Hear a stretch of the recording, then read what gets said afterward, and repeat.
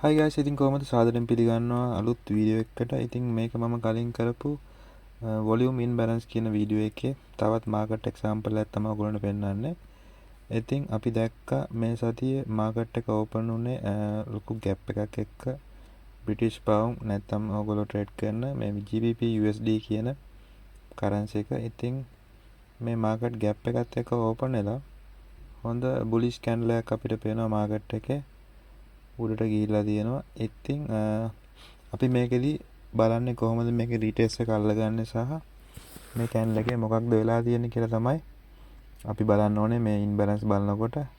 ඉතින් හිතන්න දැන් මේ කැන්ඩල් එක විතරක් බැලුවොත් අපිට මොකුත් හිතා ගන්න අමාරුයි, ඒ වගේ අයිඩියක් ගන්න අමාරුයි. ඉතින් දැන් සාමාන්‍යයෙන් දැන් මම මේ පෙන්නන්නේ ඔයගොල්ලන්ට ඒ ෆුට් ප්‍රින්ට් ඒ කැන්ඩල් එකේම ෆුට් ප්‍රින්ට් එක මේ තියෙන්නේ. ඉතින් මෙතනදී ඔයගොල්ලන්ට පේනවා පැහැදිලිව ඉන්බැලන්ස් දෙකක් තියෙනවා මේ කැන්ඩල් එකේ. right? ඒ ඉන්බැලන්ස් දෙක මේ වගේ බලා ගන්න පුළුවන් ඔයගොල්ලන්ට. එකක් තියෙනවා අපිට ප්‍රයිස් ලෙවල් 3ක සහ මේ එකක් ඊට පහළින් අපිට පේනවා අනිත් එක. එතකොට ඔයගොල්ලන්ට පේනවා මේ හරියේ බයස්ලා මාකට් එකට එන්ටර් වෙලා තියෙනවා සෙලර්ස්ලාට වඩා. ඉතින් අන්න ඒ නිසා තමයි ඉන්බැලන්ස් එකක් හැදෙන්නේ. ඉන්බැලන්ස් එක හැදෙන හැටි මම ඔයගොල්ලන්ට කියා දුන්නා කලින් වීඩියෝ එකේ. බලපු නැති කට්ටිය නම් ඒක බලන්න. ඒක බලලා මෙතනට එන්න. එතකොට තේරෙනවා මොකද්ද මම මේ කියන්නේ කියලා. මේ කොහොමද අපි ගණනය කරන්න කියලා මම කියා දුන්නා. ඉතින් අපි බලන්නේ ඊට පස්සේ මේ මාකට් එකේ මේ ඉන්බැලන්ස් එකට ප්‍රයිස් එක රෙස්පෙක්ට් කරන්නේ කොහොමද කියලා අපි බලමු. කැන්ඩල්ස්ටික් වලින් මම පෙන්නන්නම් ඒක ඉස්සෙල්ලා. ඊට පස්සේ මෙතන බලන්න ප්‍රයිස් එක 1.346.3 right. එතකොට ඒක අපි බැලුවොත් එහෙම මෙන්න මේ ඒරියා එක බලන්න. එතකොට මේ ඒරියා එක එතනදී මෙතන සපෝට් එකක් තියෙනවා right.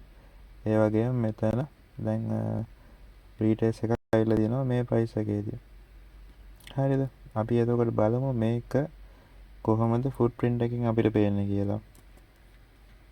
හරි. මේ දැන් ඔයගොල්ලන්ට පේන්නේ ෆුට් ප්‍රින්ට් chart එක. බලන්න ප්‍රයිස් එක හරියටම ඒ ප්‍රයිස් එකකින් වැදිලා මාකට් එක උඩට හැරිලා තියෙනවා. ඉතින් අන්න ඒ නිසා තමයි මම මේ කිව්වේ ඉන්බැලන්ස් එක කොච්චර දුරට අපිට Connection lost. ලොකුවට බලන්න දේවල් නැහැ. බලන්න මාකට් එක ඉන්බැලන්ස් එකක් එක්ක උඩට ගියා. උඩට ගියාට පස්සේ අපි බලන් ඉන්නවා රීටෙස්ට් එක එනකන්. හරි. රීටෙස්ට් එකේදී අපි එන්නවා එන්ටර් වෙනවා ට්‍රේඩ් එකට. අපි හිතමු ඉන්ටර්ඩේ ගන්න හින්දා අපි සාමාන්‍යයෙන් පිප්ස් 10ක් 15ක් ට්‍රේඩ් එකකට කිසි ප්‍රශ්නයක් නැහැ. දැන් මෙතනදී මේ වගේ සැලකිය යුතු ප්‍රමාණයක් ගන්න පුළුවන් ලස්සන ට්‍රේඩ් එකක්.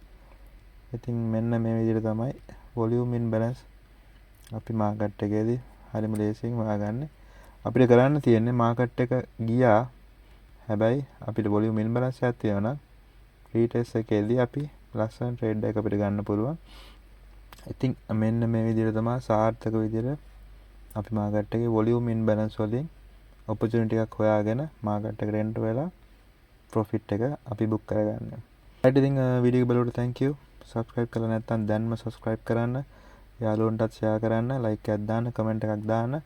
ඉස්සරහට ඔයගොල්ලෝ මේ වගේ ගොඩක් වටින වීඩියෝස් මම ගේනවා. ඉතින් මොනවාරි ප්‍රශ්න තියෙනවා නම් අහන්න. මම උත්තර දෙනවා කමෙන්ට්ස් වලින් පුළුවන් විදිහට සහ ඒ වීඩියෝස් ඉස්සරහට මම ගේන්නම්. ඉතින් thank you වීඩියෝ එක බලවට. ජය වේවා.